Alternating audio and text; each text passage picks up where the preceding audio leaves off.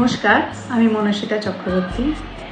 আজকে আমাদের ছোট্ট একটা পরিবেশন নটরাজ ডান্স একাডেমির তরফ থেকে কবিগুরু রবীন্দ্রনাথ ঠাকুরের জন্মদিন উপলক্ষে আমরা সবাই এসেছি একরাশ আনন্দের ডালি নিয়ে। রবীন্দ্রনাথ ঠাকুর ভারত বিশ্বের সহানুভূতিশীল মানবতা এবং সংস্কৃতির একজন নেতৃস্থানীয় মুখপাত্র ছিলেন। 19 শতকে বিভিন্ন সংস্কারমূলক কাজ, উদার মানবিকতা, চিন্তা ভাবনা সব কিছু নিয়ে আমরা প্রভাবিত হয়েছিলাম।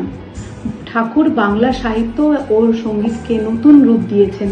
ঠাকুরই প্রথম ইউরোপীয় যিনি সাহিত্যে নোবেল পুরস্কার লাভ করেন।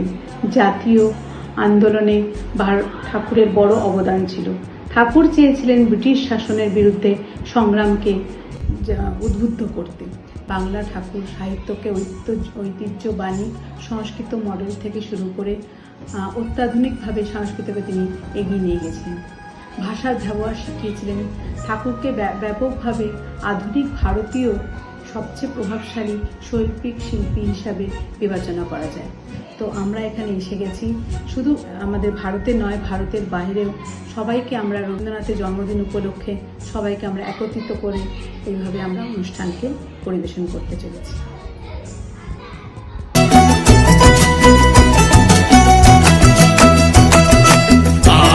আমরা নূতন যৌবনের দূত, আমরা নূতন যৌবনের দূত, আমরা চঞ্চল, আমরা অদ্ভুত, আমরা নূতন যৌবনের দূত, আমরা নূতন যৌবনের দূত।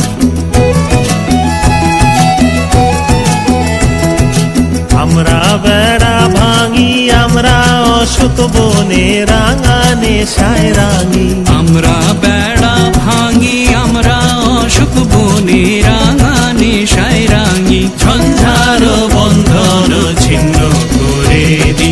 আমরা বিদ্যুৎ, আমরা চঞ্চল, আমরা অদ্ভুত, আমরা নূতন যৌবনের দূত, আমরা নূতন যৌবনের দূত।